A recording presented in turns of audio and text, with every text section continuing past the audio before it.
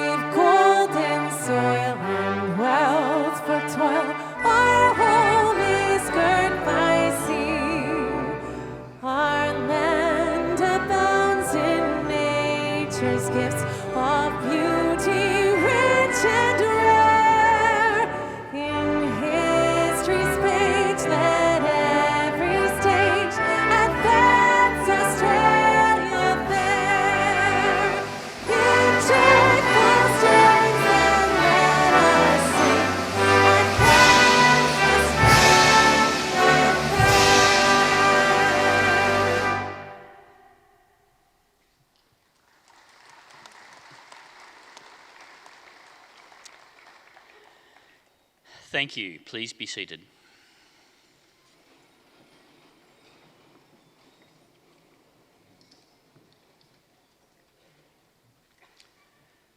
Chancellor, at James Cook University, we acknowledge the Australian Aboriginal and Torres Strait Islander peoples as the traditional owners of the land and waters where we operate our business.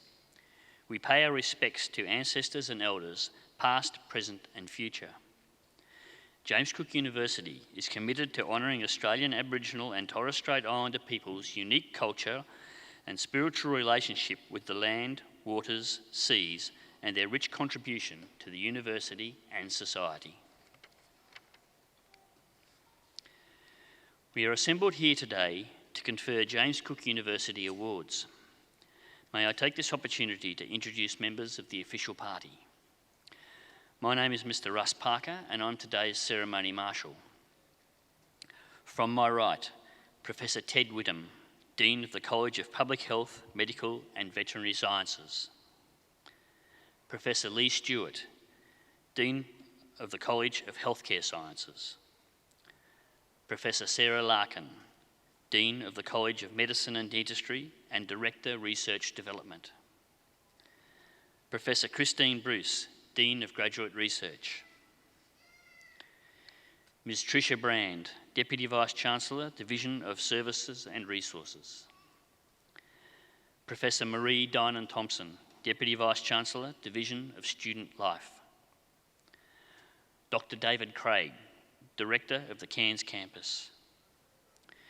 Ms. Giselle Bovink, Deputy University Secretary and today's Mace Bearer. Mr. Bill Trudell, the University's Chancellor.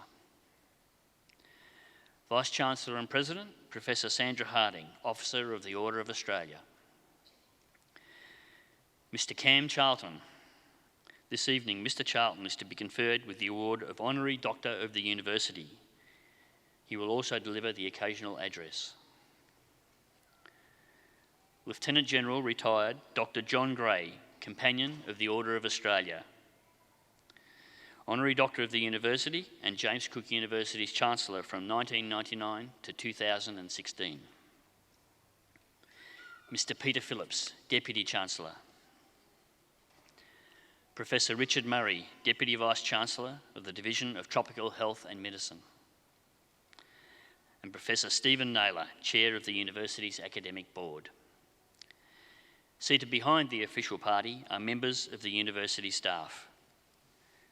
Chancellor, I invite you to address the Assembly.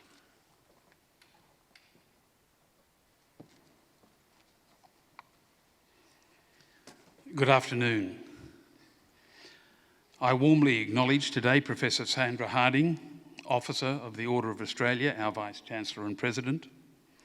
I believe we also have present in the audience today Councillor Bob Manning, Medal of the Order of Australia, Mayor of the Cairns Regional Council, whose presence I would also like to acknowledge along with Mrs. Claire Manning. I acknowledge Mr. Peter Phillips, our Deputy Chancellor, Lieutenant General Dr. John Gray, retired, Companion of the Order of Australia, and as you've heard, a former Chancellor of James Cook University. Mr. Cam Charlton, our distinguished occasional speaker, today's Honorary Doctorate recipient and a former Deputy Chancellor. Ms. Lovejeet Kalkat, our graduate speaker, who today will be awarded a Bachelor of Dental Surgery, members of the official party, members of JCU's governing body, the Council, ladies and gentlemen, and most important of all, our graduating students. I too acknowledge the traditional owners of the lands on which we gather and pay my respects to their elders past, present and emerging. Warm thanks also to Andrea Alumni for her stirring rendition of our National Anthem and for her pre-ceremony entertainment. Ladies and gentlemen, it's my great pleasure to welcome you to our graduation ceremony. I'm so pleased we can host this graduation ceremony in person today after having to change to a virtual event in 2020. One of the very best aspects of being Chancellor, in fact, of my alma mater is presiding over graduation ceremonies. It's an opportunity to celebrate the achievements of our students and to rejoice with the dedicated staff of JCU at the culmination of all their work to turn out graduates of such remarkable quality. Congratulations, you made it. I commend you for your persistence and determination to make it through what has been a very challenging final 2 years of your study. COVID-19 has altered fundamental aspects of our lives and brought devastation and disruption to our world, but the struggle we've faced has brought out the best in so many people and thrown up opportunities as well as hardships, leading to moving displays of strength and innovation. When I reflect on the events of last year, it's heartening to see how far we've come. The way in which our JCU community has responded to the challenges and privations of the last 2 years has been outstanding, an uplifting affirmation of what we can achieve when we all pull together and support each other. I'd also like to acknowledge with gratitude the family and friends who have helped bring you to this milestone in your lives. They have been the sounding board, the shoulder to cry on, the motivator during those tough times, and deserve to be proud of their contribution. Ladies and gentlemen, a brief note about something you will notice later in our ceremony. James Cook University is always proud to celebrate the diversity of cultures and customs that make up our university community and landscape.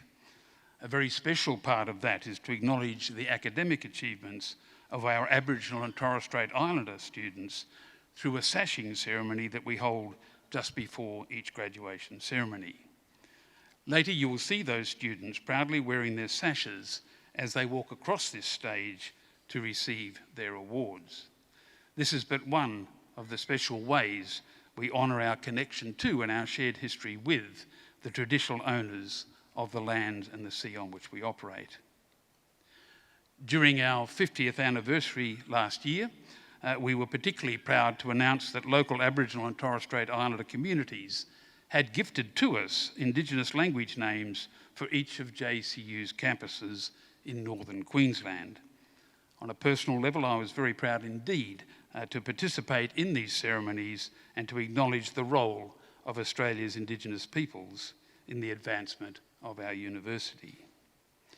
2022 will see another important milestone, the 30th anniversary of the nation-changing High Court ruling, which you've all come to know as the Mabo decision. JCU is proud of the part we played in helping Eddie Koiki Mabo in his fight for land rights.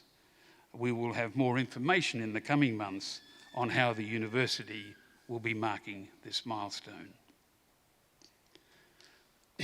Given that my wife and I are both graduates of JCU, and Chris is with us here today, A particularly pleasant aspect of my role today is to welcome all of you, JCU's new graduates, into our alumni family. Our alumni have made significant contributions everywhere you look, playing vital roles locally, nationally, and internationally. In graduating today, you are joining the ranks of some very high-achieving JCU alumni. In fact, just last week, we held JCU's 11th Annual Outstanding Alumni Awards, where we honoured 12 of our best, including, and I won't list them all, Dr. Tani Bridson, the founder of Hand in Hand Peer Support Foundation, who was also recently named Queensland's Young Australian of the Year for 2022. In fact, the 2022 Young Australian of the Year for New South Wales is also a JCU graduate, Dr. Daniel Noor, founder of Streetside Medics. Professor Brett Sutton, a name known to many of you, Victoria's Chief Health Officer, who has provided expert clinical and scientific advice to keep Victorians and the Australian public at large safe from COVID-19. And Professor Roy-Ann West, a proud Kalkadunga and Jakandai woman from northwestern Queensland, who has dedicated her life to improving healthcare for Indigenous people through her work as a nurse and academic, and now CEO of the Congress of Aboriginal and Torres Strait Islander Nurses and Midwives. I could go on and on with impressive examples who've gone before you. I'm sure you'll be relieved to know that I won't do that. I'll let those few illustrations illustrate my point. Before bringing my remarks to a close, I'd like to say what a great delight it is to have Lieutenant General Dr. John Gray and his wife Helen with us today, and to have Dr. Gray join us in the official party. Dr. and Mrs. Gray have joined us for two very special reasons. One, to celebrate with the rest of us the conferral of an honorary doctorate of the university on his former and my former council colleague, Cam Charlton. I had the pleasure of conferring the same honour on Dr. Gray in Singapore in 2016. And it will be my singular honour to confer the award upon Mr. Charlton. As you will hear, Cam has served JCU with selfless distinction for some 13 years, including as our Deputy Chancellor. I hold Cam in the very highest regard, and I look forward to his occasional address. The second reason for Dr. and Mrs. Gray's presence today is to take part in the final Cairns graduation ceremony of our Vice-Chancellor, Professor Sandra Harding. Dr. Gray led the process which culminated in the appointment of Professor Harding back in 2007. Of all Dr. Gray's many contributions to JCU in his 17 years as Chancellor, that decision was without question one of his finest. Today, though, is all about you, our graduates, and the families and loved ones who have helped get you to the point we are celebrating today. And our Vice-Chancellor is most insistent, and always is, on that point. I feel, though, that it would be remiss of me not to take a brief moment to acknowledge Professor Harding's impending retirement, and to thank you, Sandra, on behalf of all of us here, and many others as well, for your fine leadership and contribution to the far North Queensland community. When we welcome Professor Simon Biggs as our next Vice-Chancellor and President in February next year, we know that we will be welcoming someone who has your blessing and selfless support as he endeavours to preserve and build on the fine legacy you will be leaving him. Now, graduates, the time's come to pause and really take in and enjoy all that you've achieved. Those of us responsible for leading the university are very proud of you and for staying the course and reaching this milestone. And I look forward to seeing you walk across the stage to receive your awards. That will be the time for your family, your friends, your supporters to applaud and to cheer you with all the gusto and energy they can muster.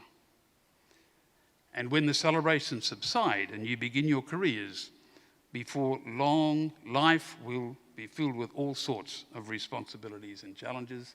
That process has almost certainly begun. But I do encourage you to stay in touch with JCU through our alumni network. You are JCU's next generation of leaders and game changers, and we want to be able to follow your achievements and to take pride in them, to take pride in you.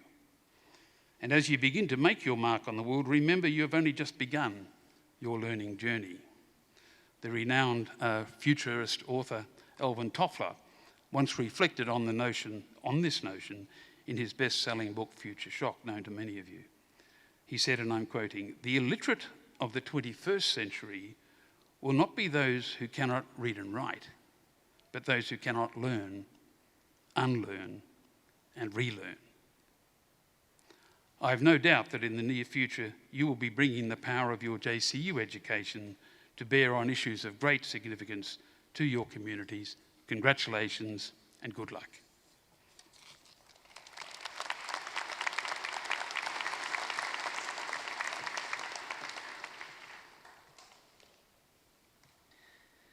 Chancellor, I call upon the Chair of the Academic Board, Professor Stephen Naylor, to present graduating students.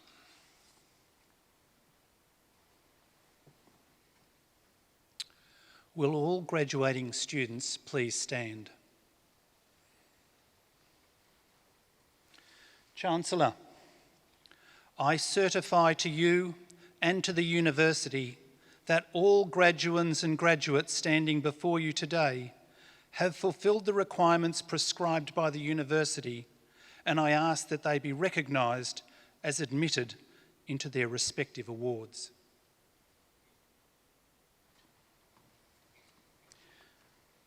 In the name of the University Council and by my authority as Chancellor, I recognise and admit candidates so approved and congratulate and warmly welcome you as James Cook alumni.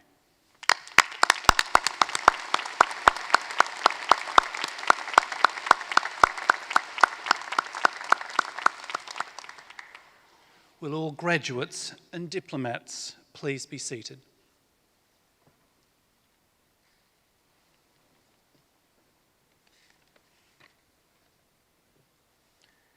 Chancellor, the awarding of a Doctor of Philosophy degree has a special place in our graduation ceremony. It is one of the highest qualifications which the university awards. This degree is awarded for the successful completion of a significant piece of independent research, sustained in its scholarly character and one that makes an original contribution to the field. External examination is always involved. 4 candidates will be presented this evening. Professor Justine Bruce, Dean of Graduate Research, will present the graduates and acknowledge their supervisors, and Professor Stephen Naylor, Chair of the Academic Board, will read their thesis abstracts.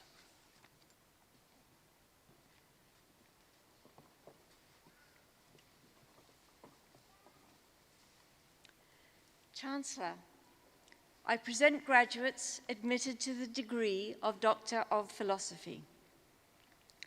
Jennifer Justine Carr.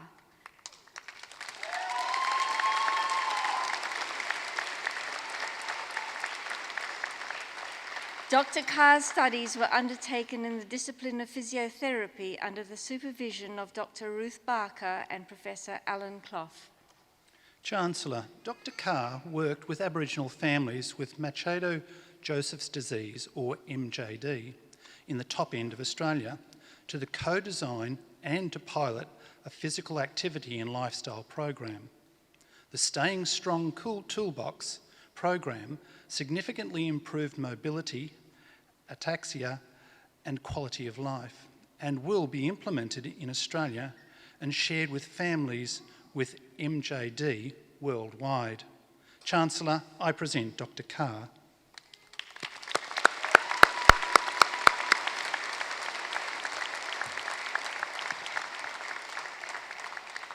Elizabeth Semaim Molingin Gumbaketi.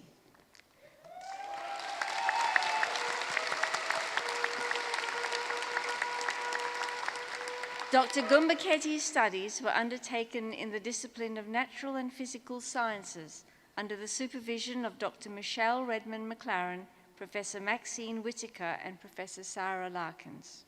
Chancellor, Dr. Gumbaketi explored young women's experiences at Menaki in Papua New Guinea. She found that socio-cultural norms around menstruation restricts pre-menarche preparation impacting on young women's menstrual health and well-being. Health and education sectors in PNG are using results to improve sexual and reproductive health, communicating with adolescent females. Chancellor, I present Dr. Gumbakati.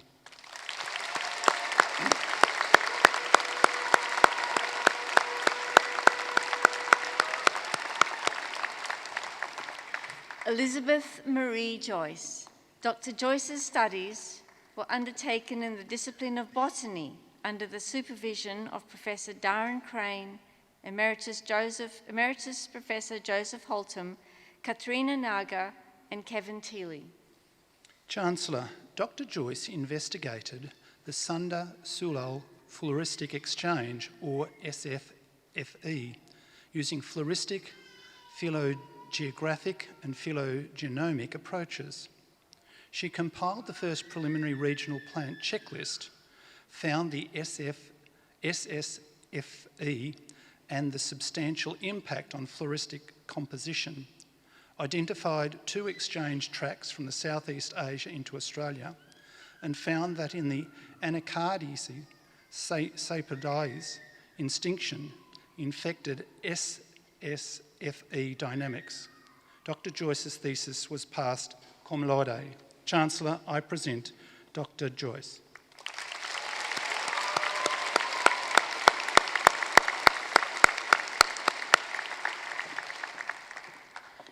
Abigail Lucy Scott.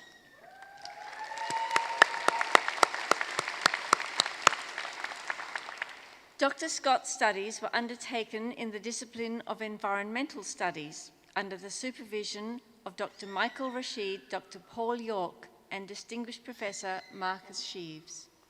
Chancellor, Dr. Scott studied how herbivore grazing can modify seagrass meadows in the Great Barrier Reef. She found that herbivores act as ecosystem engineers in these seagrass meadows, particularly green turtles and dugong. Dr. Scott's results will be used to inform seagrass monitoring on the Great Barrier Reef. Chancellor, I present Dr. Scott.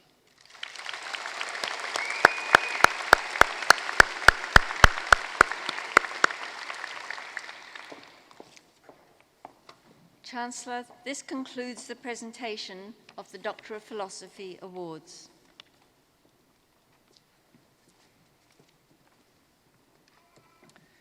Chancellor, in recognition of academic excellence, the University bestows an award to graduates whose doctoral research thesis has been passed cum laude. I'm pleased to announce that a Medal for Excellence for a doctoral research thesis is to be awarded to a graduate this evening. I call upon the Chairperson of the Academic Board, Professor Stephen Naylor, to present the recipient of a Medal of Excellence for a doctoral research thesis.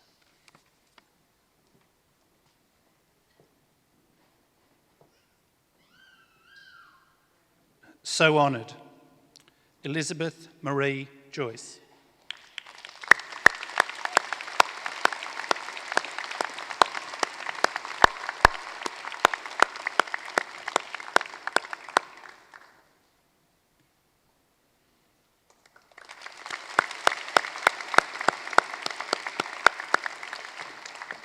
Chancellor, this concludes the presentation of a Medal for Excellence for Doctoral Research Thesis. Chancellor, I invite Professor Ted Whittam, Dean of the College of Public Health, Medical and Veterinary Sciences, to present college graduates.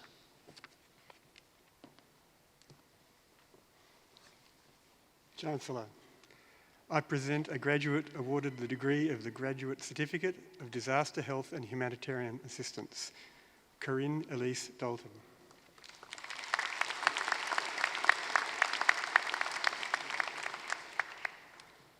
Chancellor, I present a graduate awarded the degree of Graduate Certificate of Public Health, Serena Boy.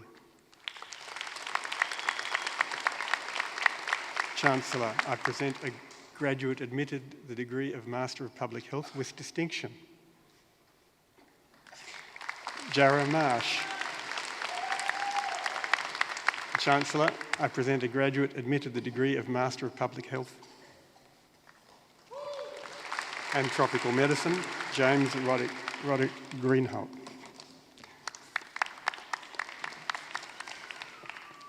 Chancellor, this concludes the presentation of graduates from the College of Public Health, Medical and Veterinary Sciences.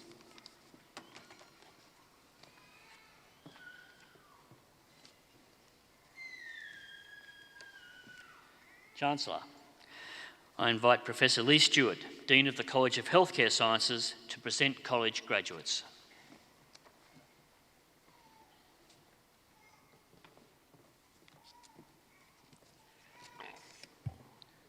Chancellor, I present graduates admitted to the degree of Bachelor of Nursing Science, Sabah Adam.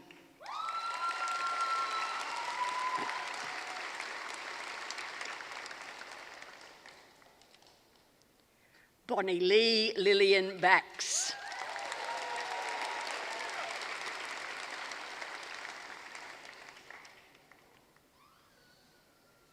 Cynthia Lenojan Bauer.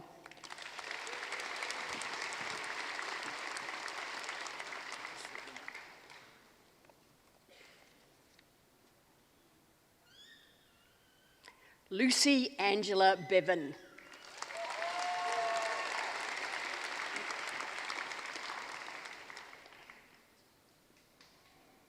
Kira Jade Blight.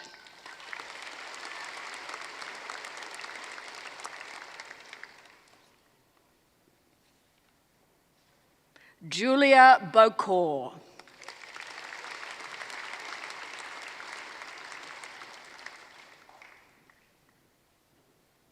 Samuel Dylan Boravina.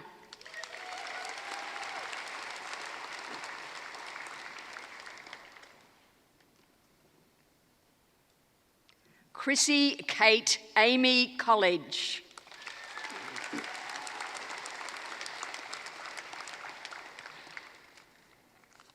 Rhiannon Ashley Collis.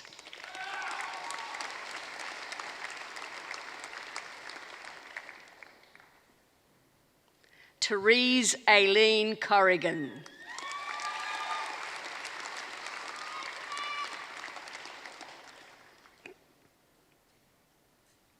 Cheyenne Dolan.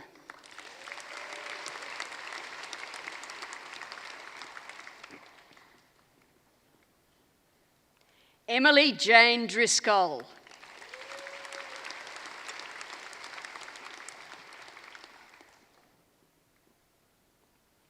Telly Peter Evans.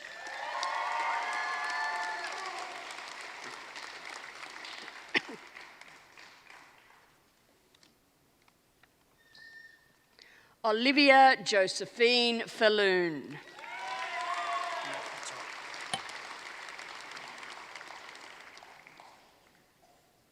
Gemma Magella Fasano.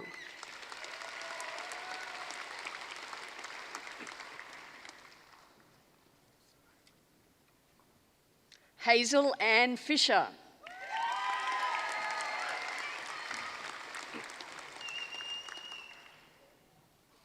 Kabita Gautam.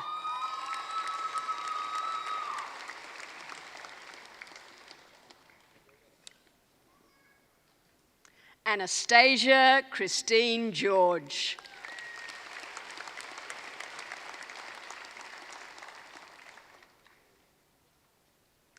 Samiksha Gimiri.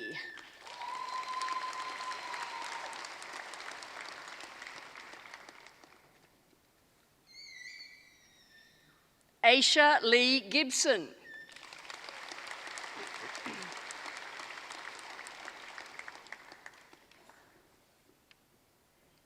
Talia Javon Gay K. Gilmore. Talia.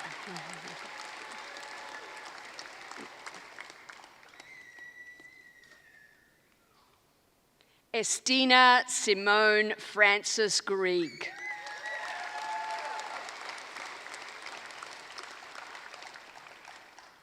Abigail Rose Harris.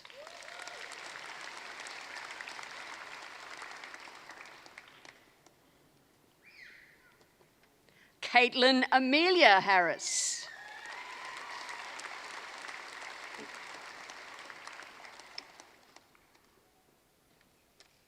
Georgia Victoria Hatfield.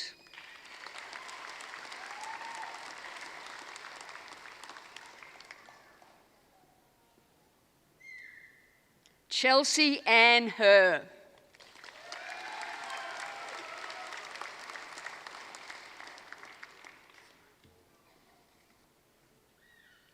Georgia Hurd.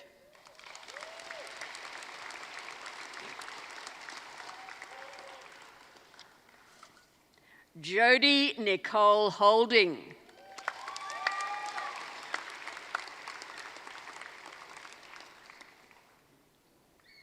Joshua James Hollins.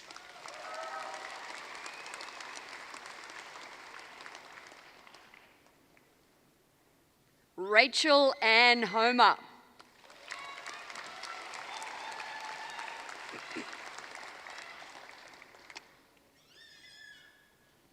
Josephine Elizabeth Howell.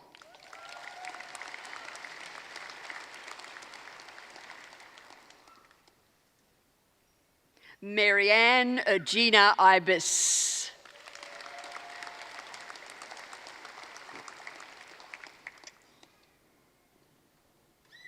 Tegan Jessica Ives.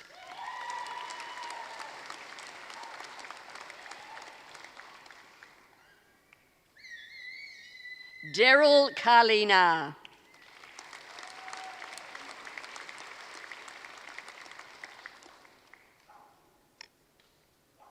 And Faith Kai.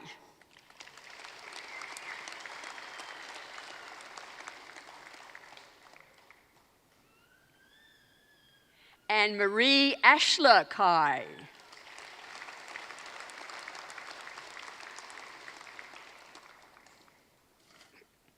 Emma Eileen Kenworthy.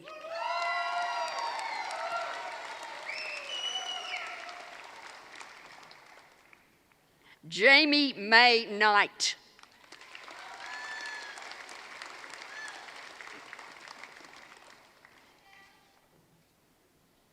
Emma K. Lamert.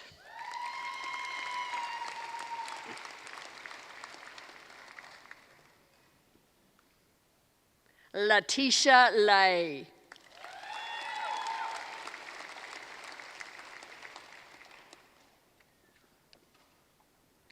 Caitlin Tiffany Lee Long.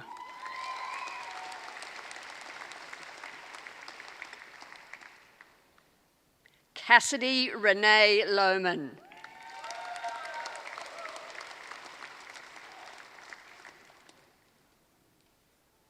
Abby Louise Matner.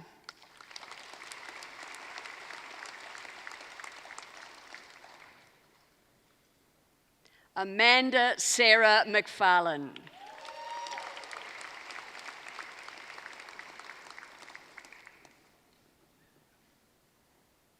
Elise Amy McRobb.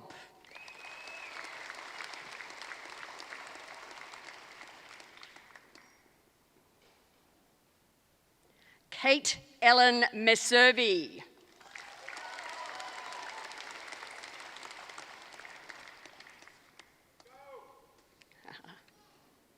Dagmar Middleton.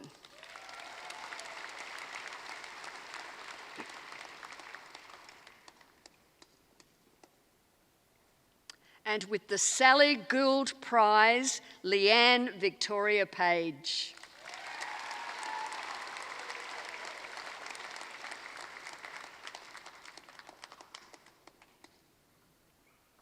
Harpinder Preet Panesh.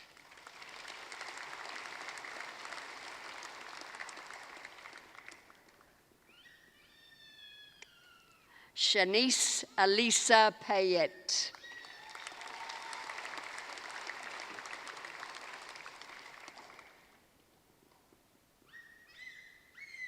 Madeline Jemiah Payne.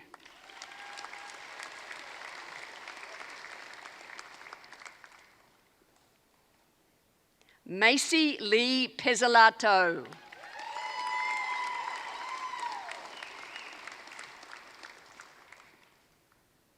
Emma Marie Phillips.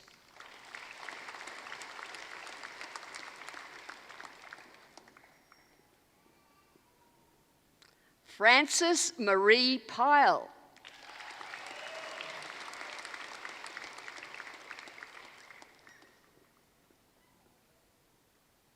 Shannon Tracy Ray Quaife.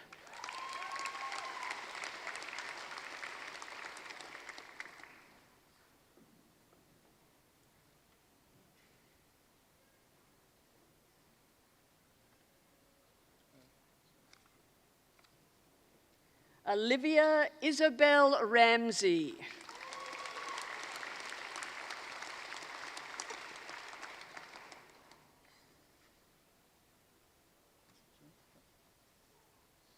Natasha Louise Randall.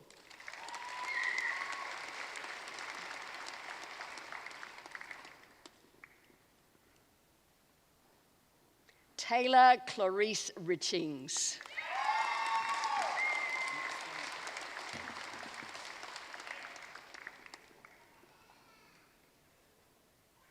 Letitia Louise Robert Shaw.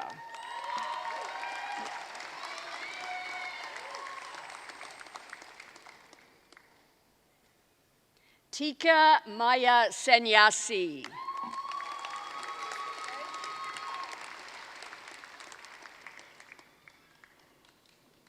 Michelle Lorin Skinner.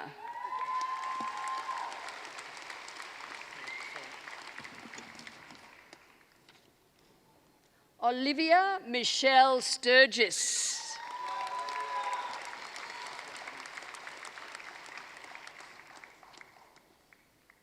Kitana Jessie Thompson.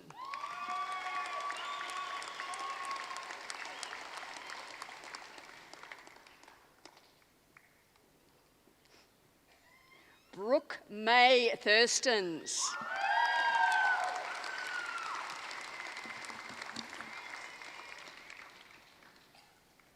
Michael Francis Toison.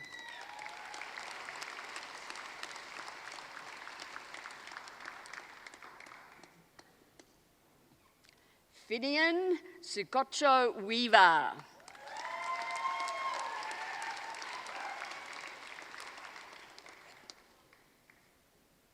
Orla Aisha Weaver.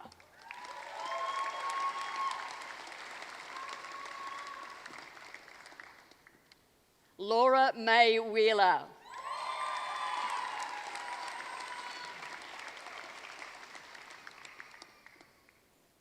Roxanne Alice Wetters.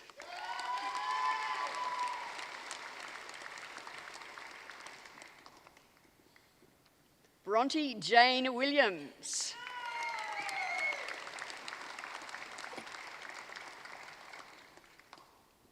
Isaac Winspear.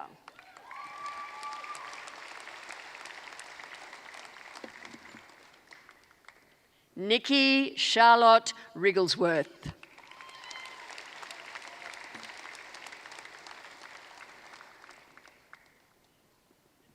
Laura Grace Wright.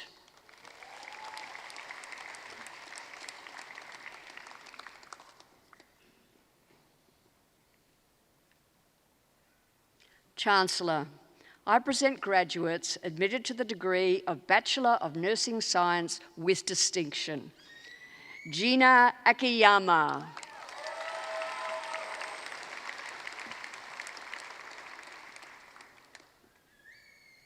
Melanie Ostrai Ombiga.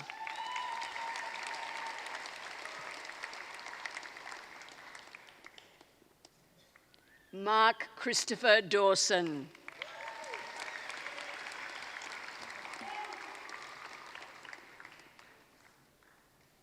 And with the Sean McPherson and Karen Calder Memorial Prize, Virginie Isabel Simone Lopez Yila.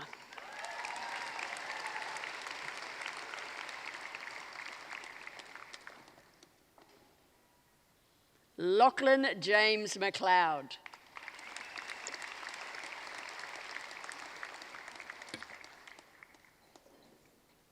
Nicholas James Mills.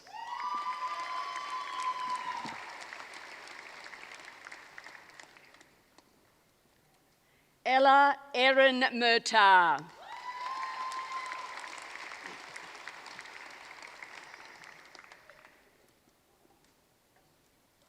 Olivia Caitlin Otts.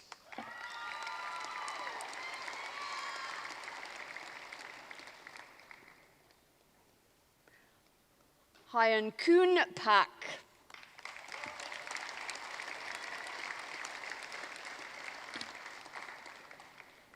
Michelle Rachel Robinson.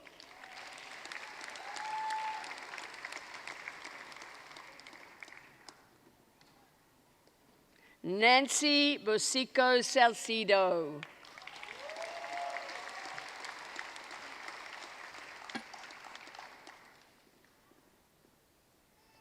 Darlene Basco Sapeo.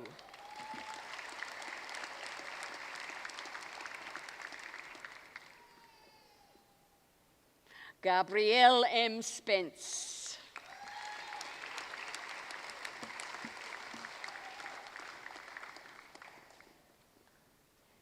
Saskia Talbot.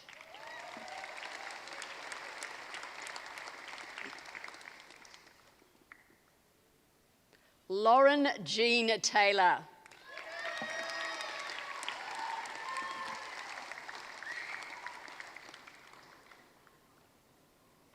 Caitlin Rose Thorley.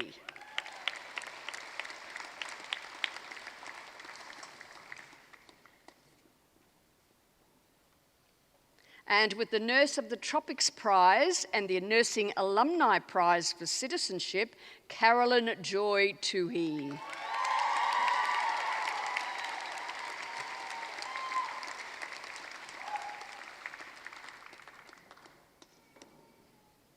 And with the Townsville Hospital Foundation Prize for Year 2, Georgia Emily Tunney.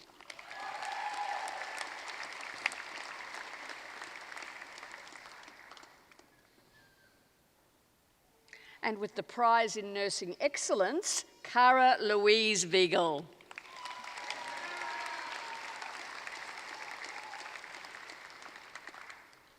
Prudence Jane Wetton.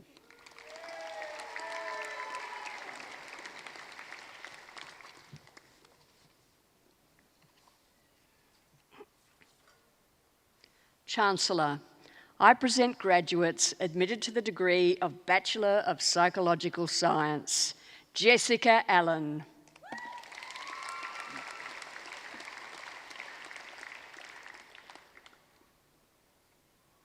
Angela Renee Ayres.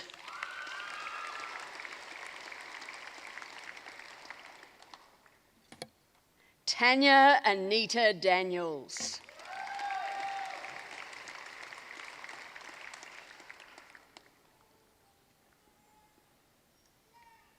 Karina Jane Denman.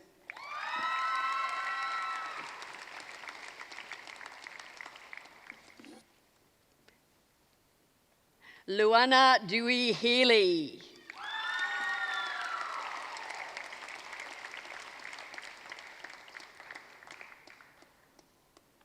Sashenka Louise Mojing.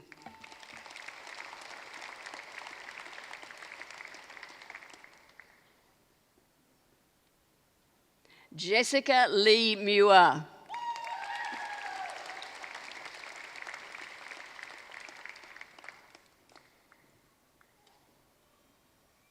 Esther Derica Riddell.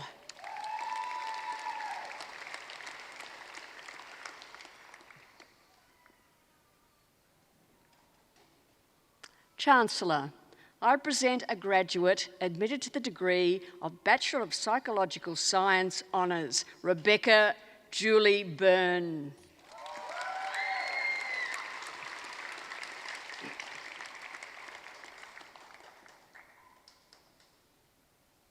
Chancellor, I present a graduate admitted to the degree of Bachelor of Business, Bachelor of Psychological Science, Ella Wendy Cassar.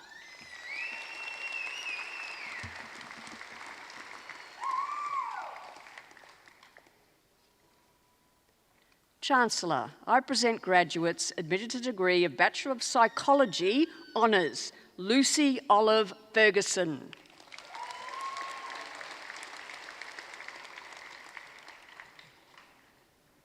Chancellor, I present graduates admitted to the degree of Bachelor of Psychology Honours with distinction, Christopher Robert Alcorn.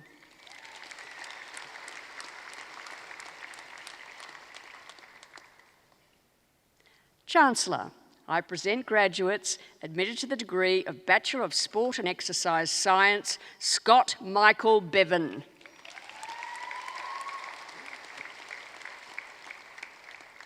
Tani Duffy Savage.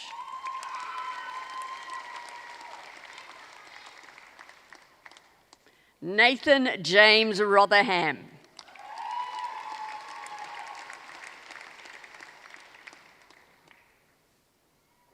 Chancellor, I present graduates admitted to the degree of Bachelor of Sport and Exercise Science, Honours, Class 1, Aidan Victor Alves.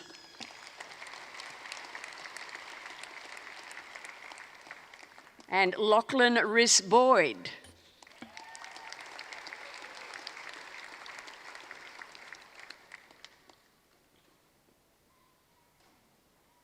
Chancellor, I present a graduate awarded the degree of Graduate Certificate of Diabetes Education with distinction, Kerry Ann McIntyre.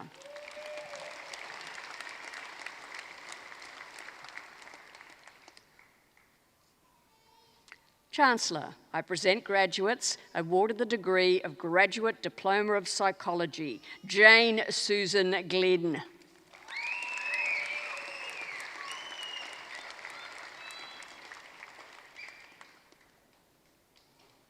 Caitlin Janine Ham.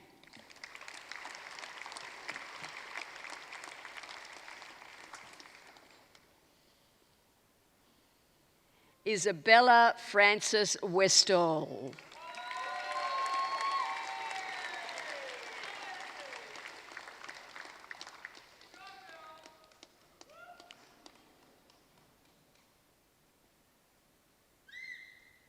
Chancellor, I present graduates admitted to the degree of Master of Nursing, Van Tuong Tai Ho.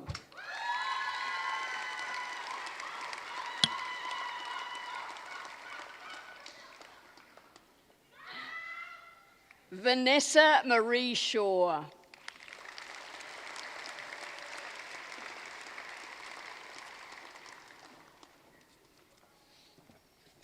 Chancellor, this concludes the presentation of graduates from the College of Healthcare Sciences.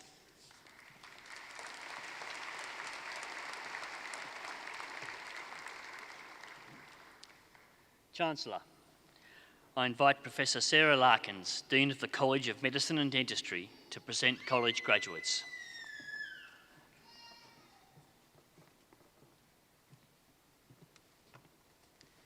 Chancellor, I present graduates admitted to the degree of Bachelor of Dental Surgery.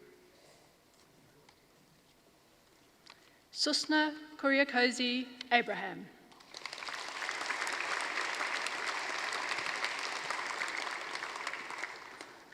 With the Medical Indemnity Protection Society Book Prize for Simulated Dentistry, Shelby Barbara Armstrong.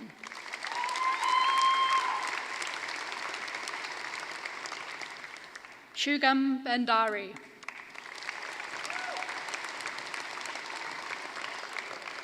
Sophia Rose Spina Bliss.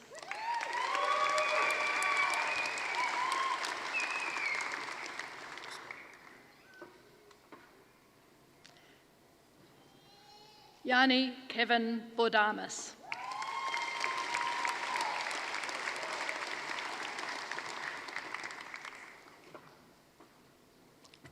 Ting Cheng.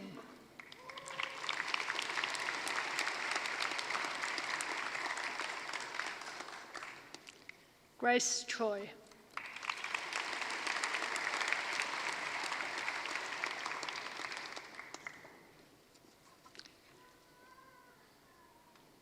Rashini Jenny Crispa Christie.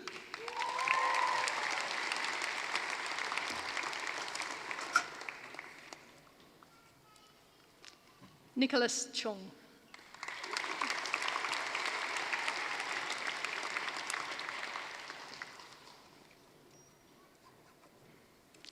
Thadini Edrawera.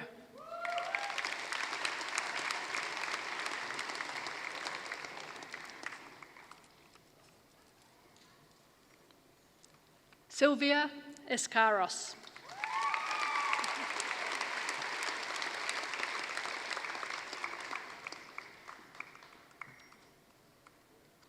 Sarah Jane Farrell.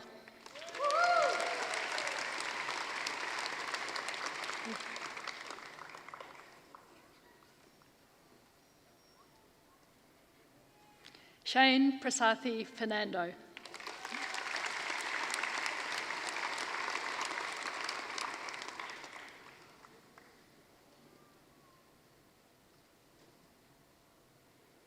Americo Gomez Kaniki.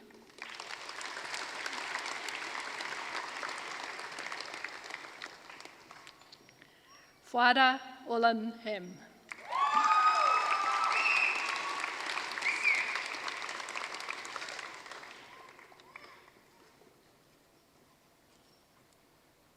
Amber Lee Henderson.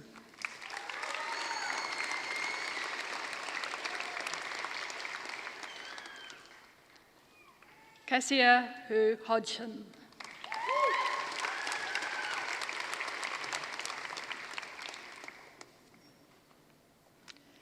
Lovejeet Kaur Kalkat.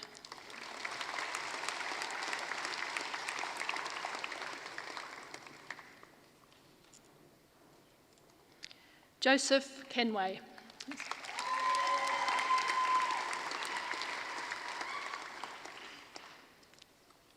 Joshua Louis.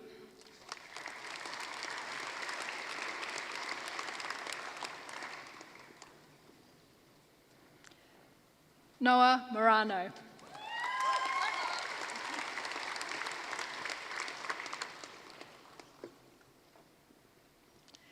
With the Henry Schein Prize for Clinical Excellence in Dentistry, Phoebe Lillian Martin.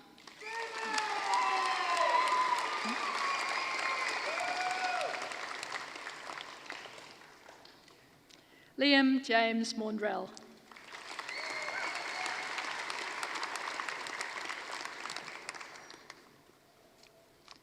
Brielle Charlene McAdam.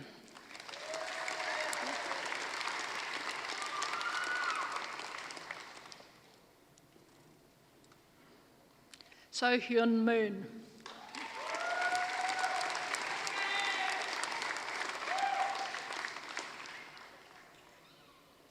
Daniel Michael Musad.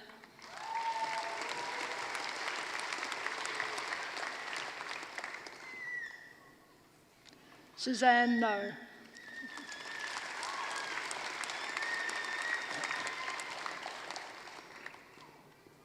Lawrence Nguyen.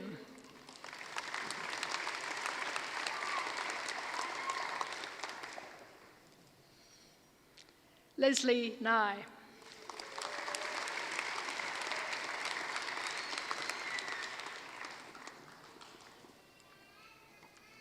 Sai Pabati.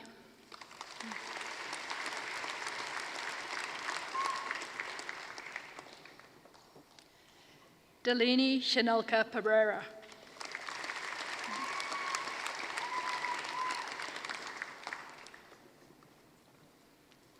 Malavika Ravichandran.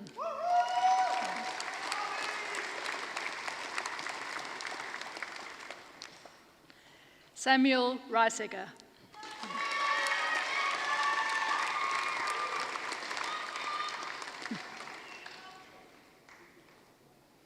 Hyunju Rim.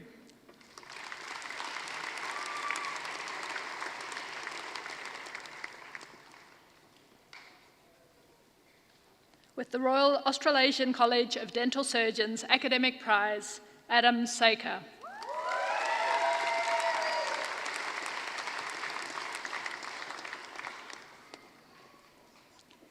Daniel Abanoob Saman.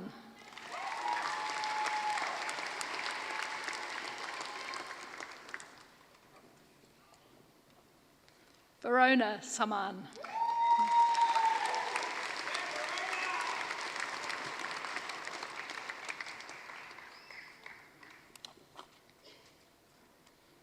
Amy Samuela.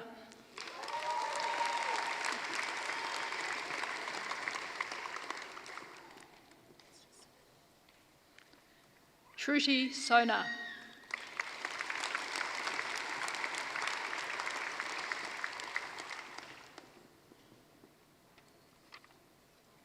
Mika Claire Sweeney.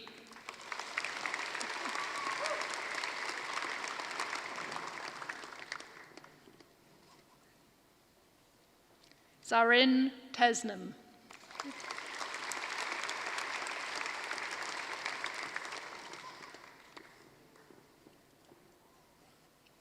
Jeremy Teo.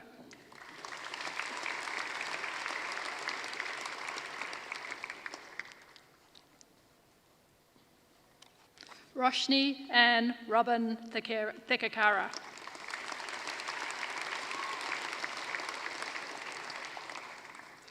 Stephanie Tso.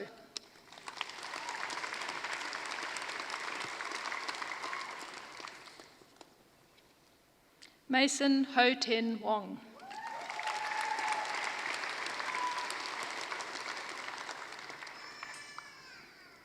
Alexander Wu.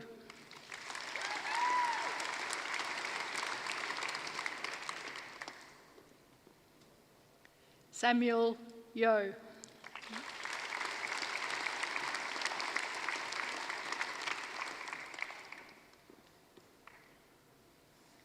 Chancellor, I present graduates admitted to the degree of Bachelor of Dental Surgery with distinction. Leanne Brunton.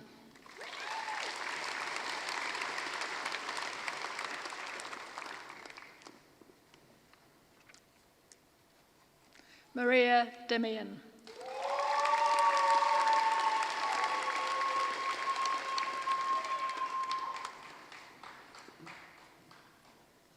With the Australian Dental Association Queensland Branch Prize, Irene Fang.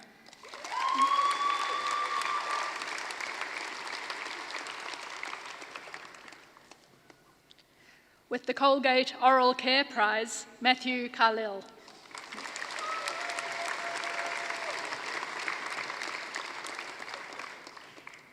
With the Colgate Oral Care Graduation Prize, Sophia Gabriella Laparidis.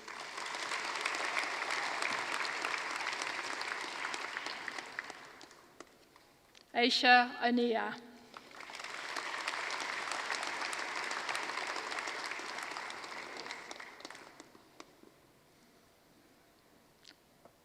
Cassandra Thea Peters.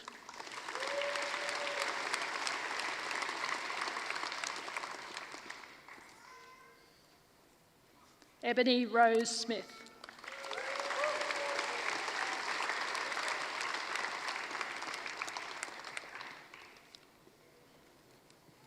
With the Australian Dental Association Queensland Branch Prize and the Queensland Graduate Chapter of the Delta Sigma Delta Dental Fraternity Prize, Piper Smith.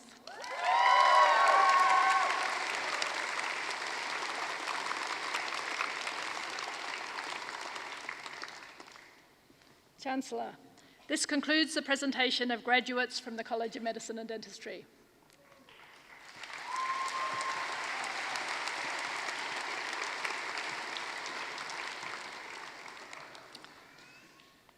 Chancellor, I call upon Professor Sandra Harding, Vice-Chancellor and President, to present Mr Cam Charlton for admission to the degree of Honorary Doctor of the University.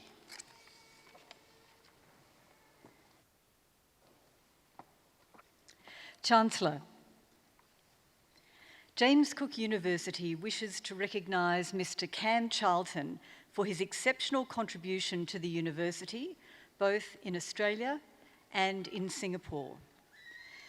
Mr. Cam Charlton is a highly respected business leader who has played a major role in the Cairns community and provided outstanding service to James Cook University. He is a deeply experienced business manager and advisor with more than 35 years' experience as a chartered accountant and accredited management consultant. Mr. Charlton graduated from the University of New South Wales with a Bachelor of Commerce in 1977 and a Bachelor of Laws in 1980. He is a member of the Australian Institute of Company Directors and has been a member of the Institute of Management Consultants and an accredited consultant with the United Nations Industrial Development Organisation. Mr. Charlton has held fellowships with the Institute of Chartered Accountants and the Australian Institute of Management.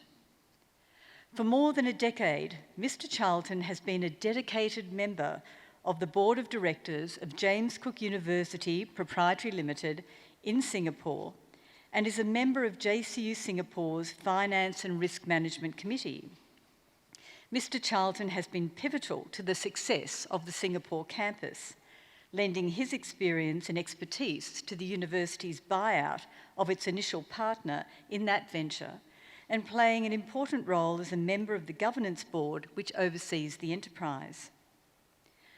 Among his former appointments at James Cook University, Mr. Charlton was a most valued member of the JCU Council for more than 13 years, including as Deputy Chancellor from 2018 to 2020.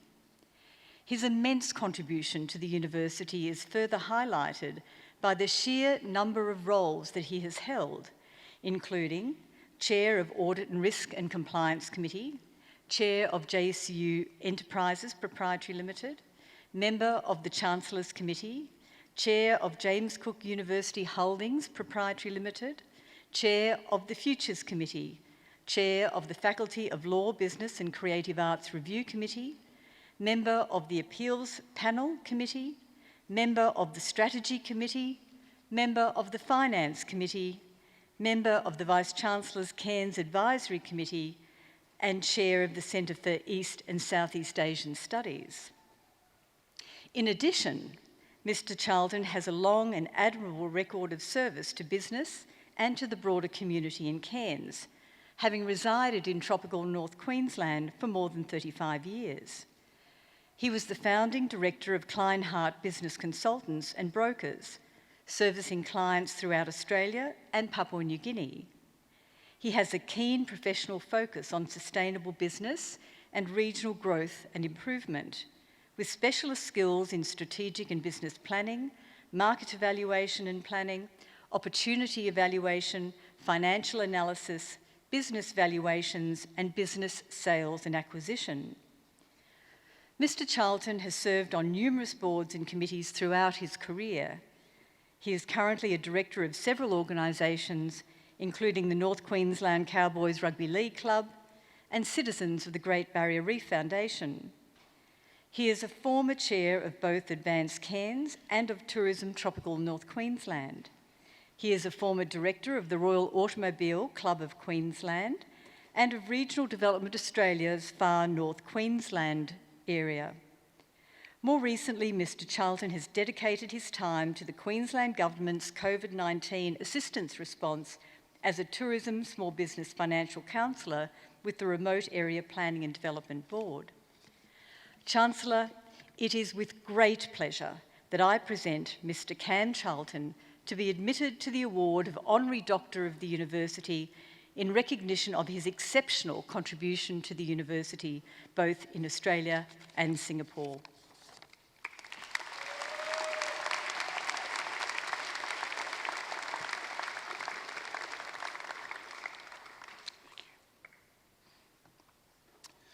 In the name of the Council, and by my authority as Chancellor, I admit you, Cam Charlton, to the degree of Honorary Doctor of the University.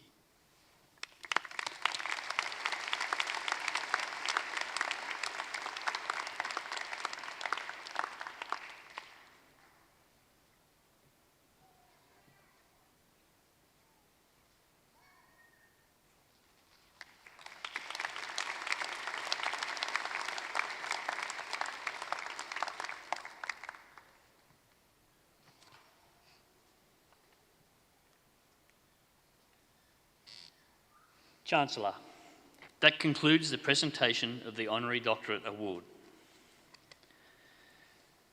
Chancellor, I now have great pleasure in inviting Honorary Doctorate recipient Dr. Cam Charlton to deliver the occasional address.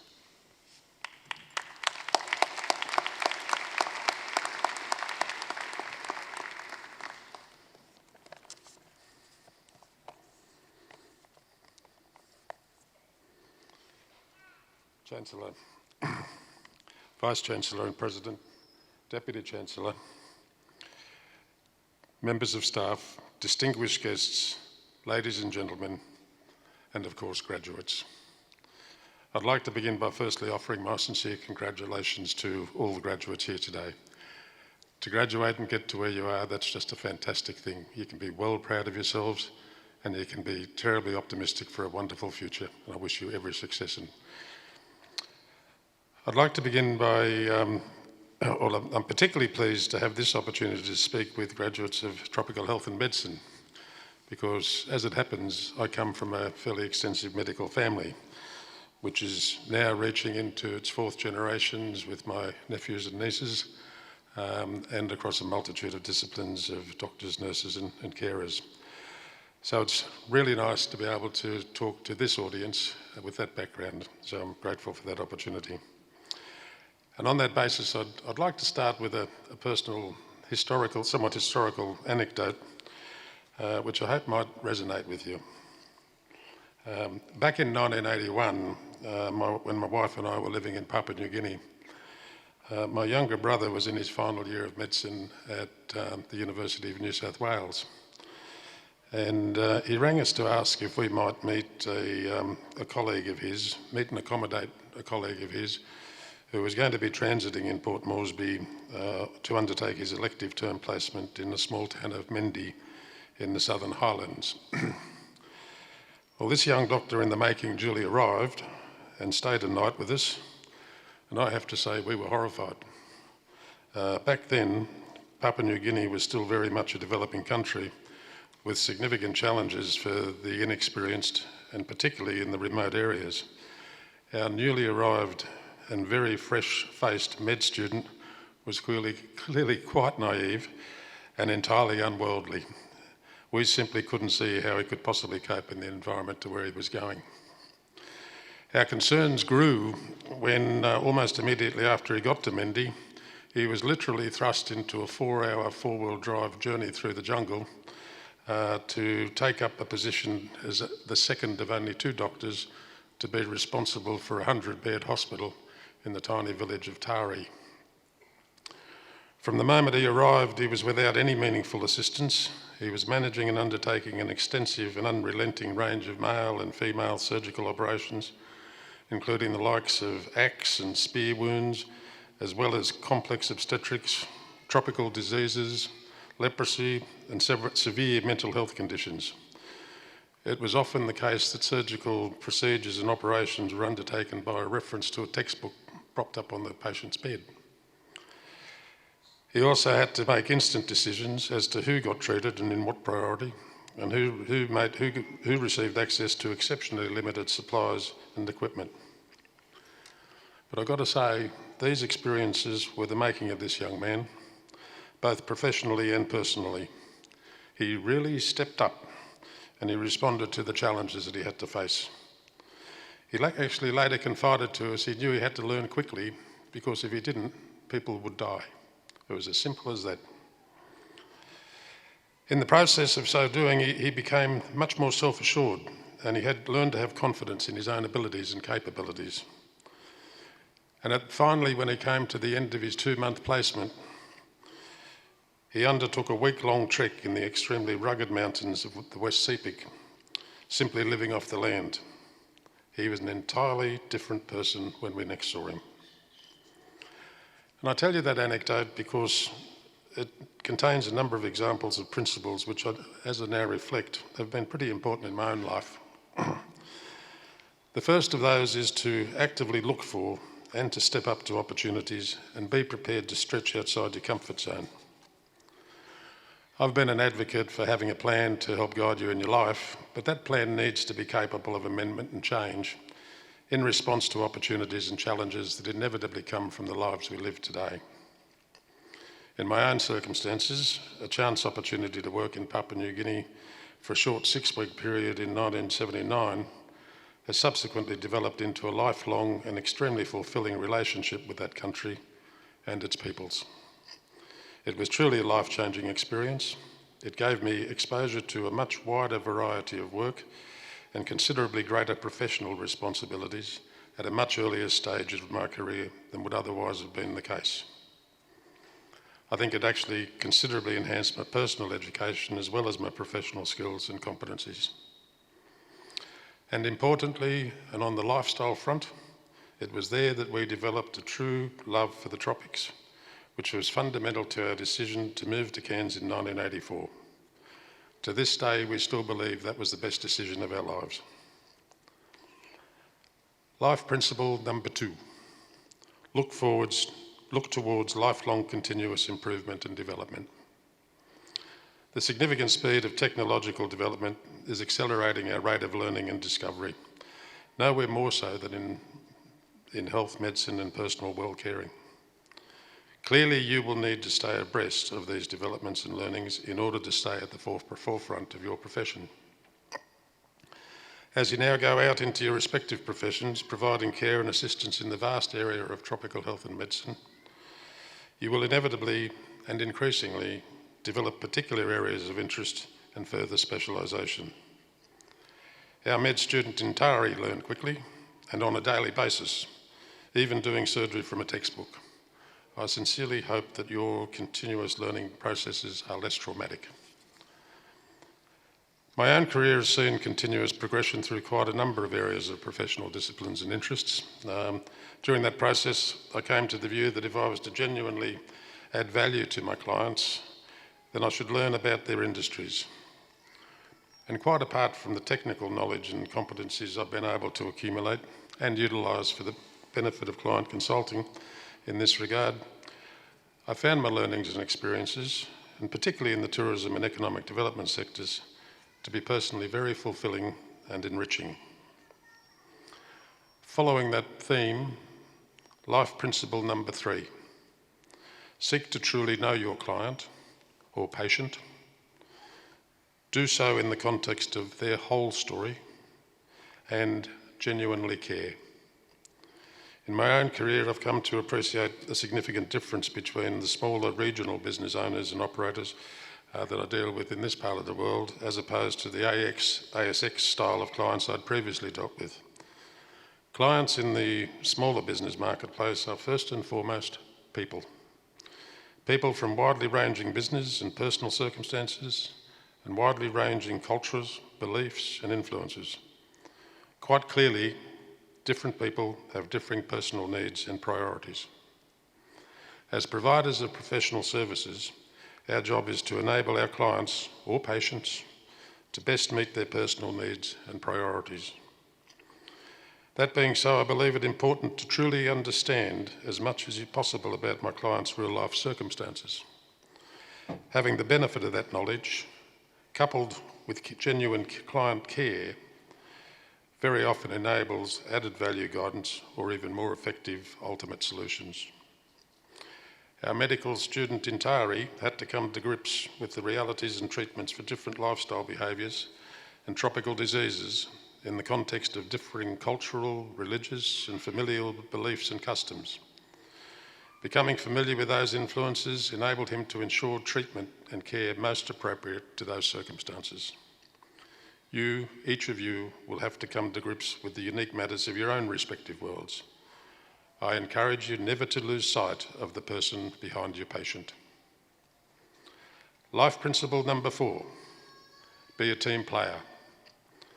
Another aspect of my career has seen me active in industry clusters, as they're known, as a regional economic development stimulant model. Put simply, the fundamental aspect of this model is that more can be achieved by us all working together. The concept's not new, and it's not unique to economics. Aristotle first put it simply, the whole is greater than the sum of the parts. The successful development of our very own tropical North Queensland tourism destination markets is a living testimony to the strength of the industry that pulls together. This region has for many years been greatly revered for hunting in packs. Genuine teamwork can be extremely powerful. Clearly, patient and veterinary care is very much a team effort, with each member of the team contributing their own particular special professional expertise towards the greater good of the patient. It is the precision of the coming together of all of these skills that requires excellence in team coordination and performance. Life principle number 5. Make sure you have valuable work-life balance. You are now at an extremely exciting stage of your respective professional careers. You will unquestionably be presented with enormous professional responsibilities and challenges. There will be significant competitive demands for your time and focus. Your sense of professionalism and obligation can oftentimes cause work-life balance to get out of whack. I encourage you to be alert to this risk and to ensure you have a mechanism to fix it, if necessary. Our med student in Tari totally de-stressed by trekking through the PNG mountains. But in this regard, and above all else, my most important advice is value and invest quality time with your family and friends. By way of closing today, I'd like to reiterate my key messages. Actively look for and step up to opportunities. Be prepared to stretch outside your comfort zone. Have confidence in your own capabilities. Look towards lifelong continuous development. Be alert that regional areas often enable greater variety and greater responsibility earlier. Never lose sight of the person behind the patient. Genuinely care. Be a team player. Ensure valuable work-life balance. Value and invest quality time with your family and friends. I wish you professional and personal fulfilment and every success and happiness for the future. Thank you.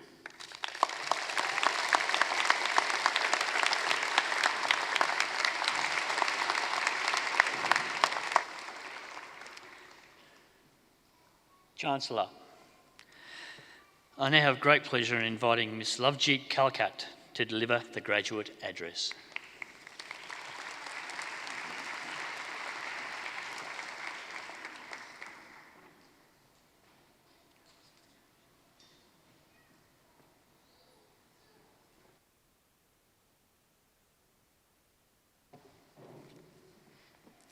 Chancellor, Vice-Chancellor and President, Dr. Cam Charlton, Deputy Chancellor, members of the official party, members of staff, distinguished guests, ladies and gentlemen, and our fellow graduates.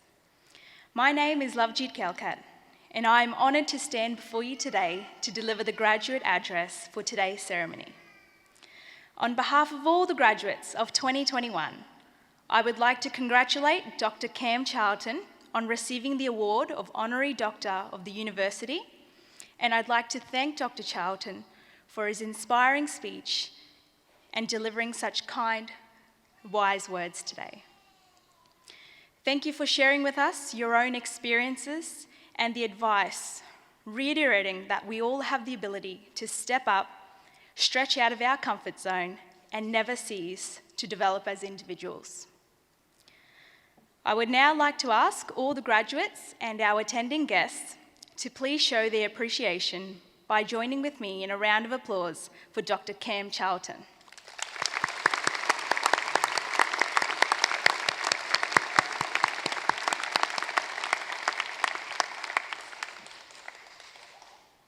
On behalf of all graduates, I would like to thank all parents, family, and friends who are attending today, and also for those who could not be present today, for all of their support, guidance, encouragement throughout these past years. Thank you for always being there for us, supporting us in so many different ways, motivating us and pushing us to keep going and to finally help us reach this stage today. I also want to acknowledge all the staff, teachers, mentors who have guided us through our studies and for being our foundation and support system throughout these years. Thank you for all of your hard work, patience, and sharing your knowledge and teachings required to get us to this level today, ready for the open world. I now ask all graduates to please stand and turn towards our family and friends and staff, and please join me in a round of applause to acknowledge their unconditional support throughout our journey for the past years.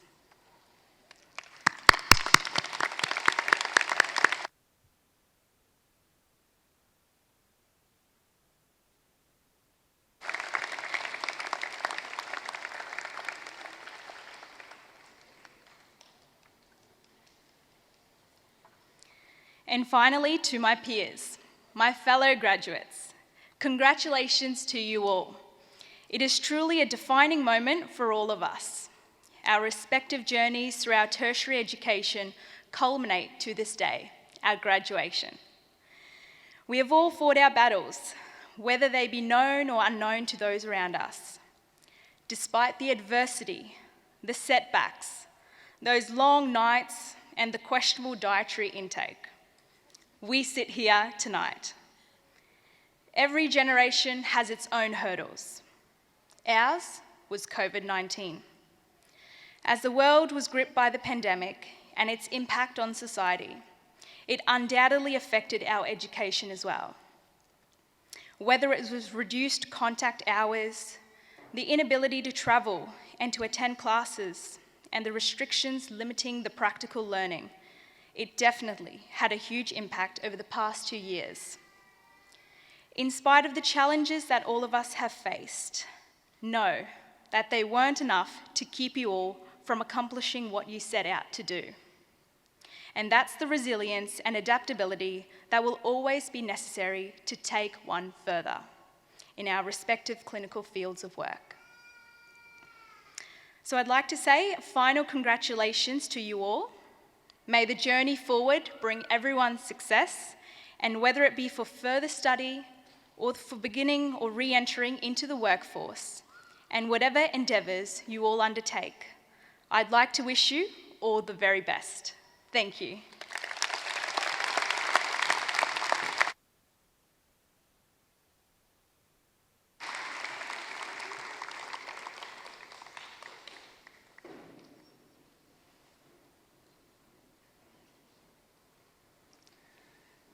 Chancellor,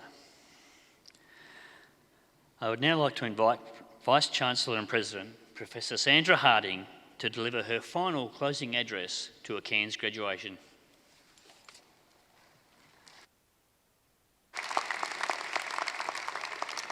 Chancellor, Dr. Cam Charlton, Deputy Chancellor, former Chancellor, Lieutenant General Dr. John Gray, other distinguished guests, ladies and gentlemen, children, my university colleagues, and most of all, graduates. This has been a long ceremony. I will keep you only a few minutes more. Now, I'm mostly going to speak to the graduates, but I don't want to miss acknowledging and congratulating the parents, partners, and supporters who are here today. As a parent and a partner, I know what it takes to be on the sidelines, watching someone you love go through what is a tough process, undoubtedly made more complex during COVID-19 times, watching and wishing you could do more to help, encouraging them and commiserating with them. These past few years have been a journey for you too. You will be feeling very proud of your graduate, and rightly so. But your love and support deserves recognition as well, so my very best congratulations to you all. Graduates, I also acknowledge the hard work of my university colleagues, your professors and lecturers, and the professional and technical staff of the university for the important part they have played on your university journey. Your success is our success. And in these times, I know my colleagues are particularly delighted to see you through to this important day. We greatly admire your resilience and your determination, and we will take a quiet pride in your successes from here. Graduates, with congratulations and thanks delivered, there is only one more thing for me to do, and it is to leave you with the last message from the university. And that message is about you and your professional life from here. Today, I'm going to share with you the truth of a professional life. Really, two truths. The first truth goes to the rhythm of a professional life. The rhythm of a professional life. As you settle into your role, you will realise that there are two kinds of work days. First, there will be days when nothing much happens. When you go to work, do your job, bring to bear your education, training and growing experience. There will be some achievements and you'll come to know the usual frustrations, and then you'll go home and get ready for the next day. These are the ordinary days of a professional life. And almost always, the next day will be pretty much the same. Second, there will be days that start out ordinary, but then something happens. On these days, you will be challenged to discover a new solution, a new answer to an issue or problem confronting you. These rarer days are the testing days of a professional life. So the first truth of a professional life is this: most days are ordinary. Most days will not test you. Now, this truth, as it is slowly revealed over the early part of a professional life, is often itself a great challenge. For most of us, when we choose our profession, we think of a professional life as a succession of great, testing, winning, even heroic moments.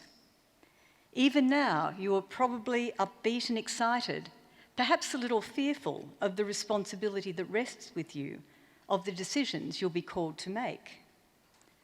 But over time, as that first truth of a professional life is revealed, that most days will not test you, it is easy to become disappointed or disillusioned, even wonder at the career choice you have made. Most of us come to a point where we question, is this what I signed up for? Is this what it means to be a professional in my field? Is this all there is? Graduates, when you get to the point of this questioning, this feeling of discomfort and maybe disappointment, when this dawning realisation happens to you, you will likely do one of two things. Some of you will conclude that as your day-to-day lived experience does not match the professional life of your dreams, you will leave your profession and do something else. That happens, and sometimes it's for the best. For others of you, your reaction will be different. You will puzzle about this.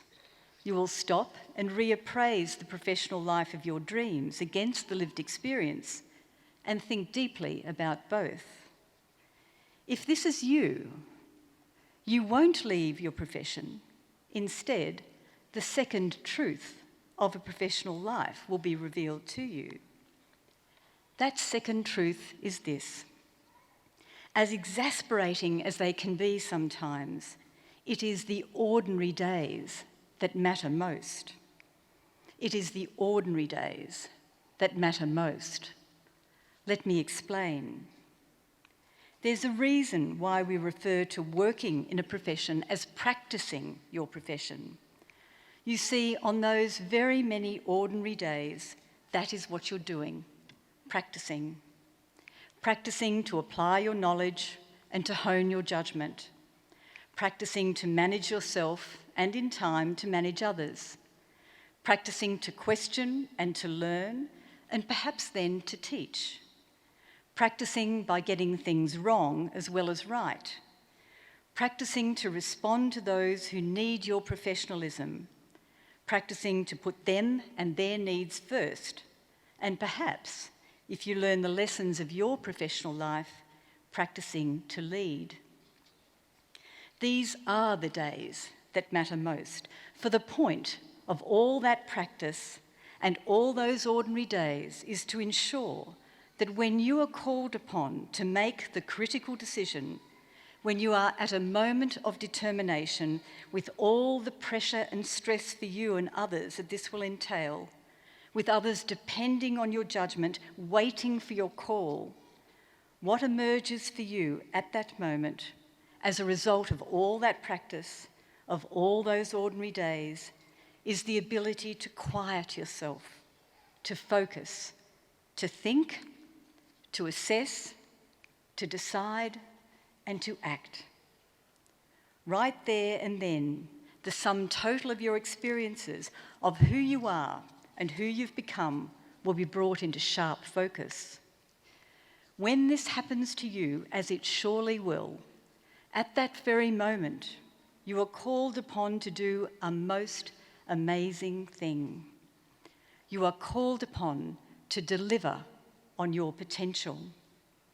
Deliver on your potential as a professional, but perhaps more importantly, deliver on your potential as a human being, as a person in the world who has had the benefit of a fine university education and the great opportunity, the immense challenge and the wondrous privilege of living a professional life.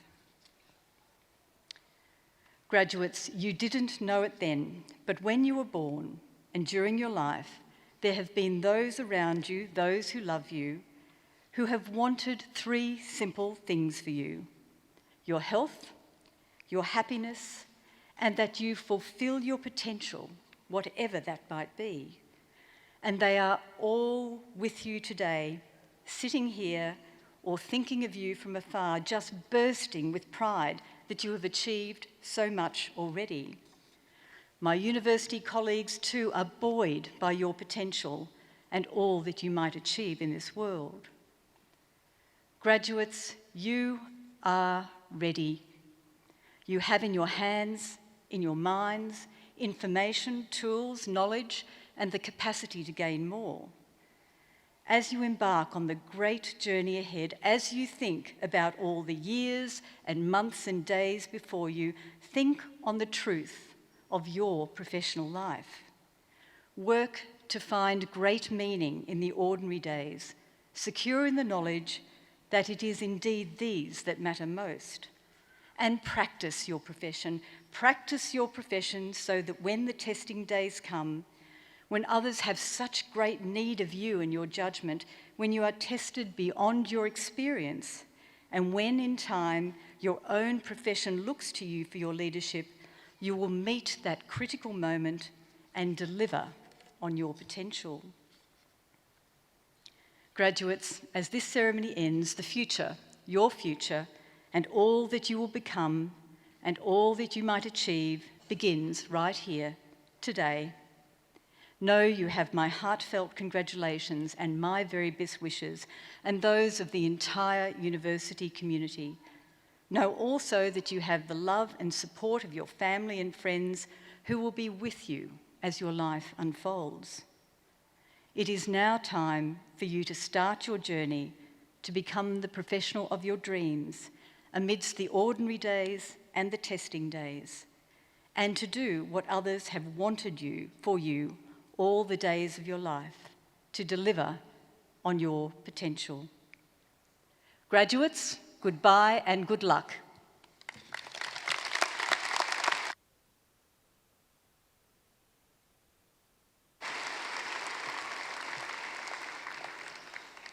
Chancellor, the successful staging of this ceremony is the culminative effort of many university staff.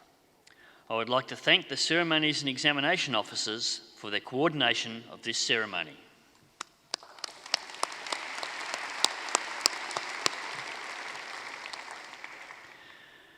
On behalf of James Cook University, I extend the compliments of the season to you all. This graduation ceremony is now concluded.